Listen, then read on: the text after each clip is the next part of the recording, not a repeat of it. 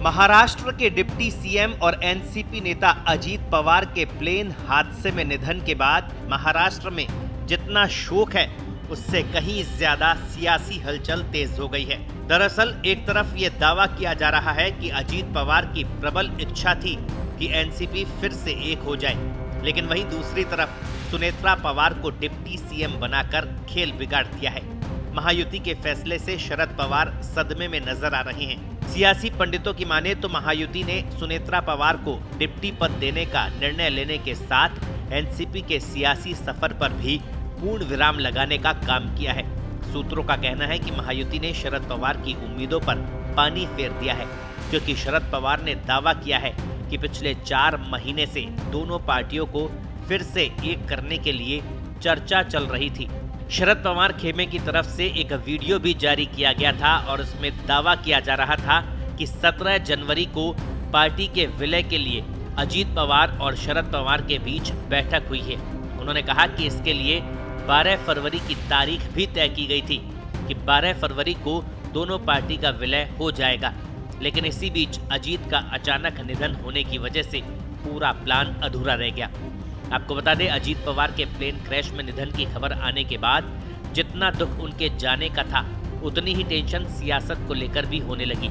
यही कारण है कि उनके निधन के 2 दिन बाद ही महायुति उनकी पत्नी को डिप्टी सीएम बनाने के लिए तैयार हो गई। दरअसल उनके निधन के बाद इस बात की चर्चा तेज हो गई थी कि अब दोनों पवार की पार्टियां फिर से एक होने वाली है, जिसके बाद सियासत में ये संदेश जाने लगा कि अगर दोनों पार्टियां एक होती है तो फिर से पार्टी का पूरा कंट्रोल शरद पवार के पास जा सकता है। राजनीतिक विश्लेषकों का कहना है कि इसी वजह से बिना देर किए महायुति ने राजनीतिक दांव चला है। महाराष्ट्र की सियासत को टटोलने के बाद पता चला कि एनसीपी के वरिष्ठ नेता प्रफुल्ल पटेल और सुनील तटकरे नहीं चाहते थे कि पार्टी फिर से शरद पवार के नेतृत्व में लौटे, क्योंकि वे जानते हैं कि शरद पवार ये नहीं भूले हैं कि इन्होंने अजीत के साथ मिलकर उन्हें धोखा दिया था।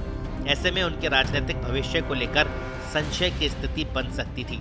इसी वजह से उन्होंने ऐसी रणनीति अपनाई जिससे सुनेत्रा पवार को पहले विधायक दल का नेता बनाया गया और बाद में उन्हें उप मुख्यमंत्री बनाने का रास्ता भी आसान हो गया।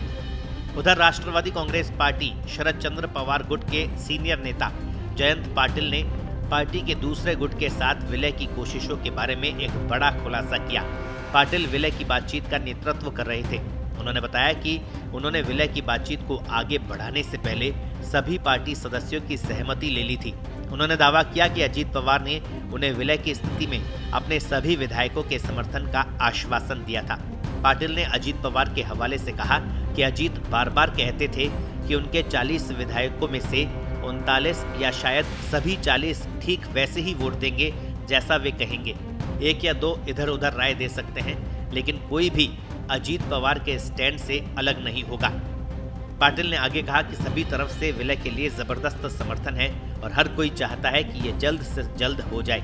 एक वीडियो बयान में पाटिल ने कहा कि अजीत दादा बहुत जोर दे रहे थे कि हमें एक साथ आना चाहिए, लेकिन अजीत पवार के निधन के बाद विलय पर भी विराम लग गया। ब्यूरो रिपोर्ट, पत्रिका।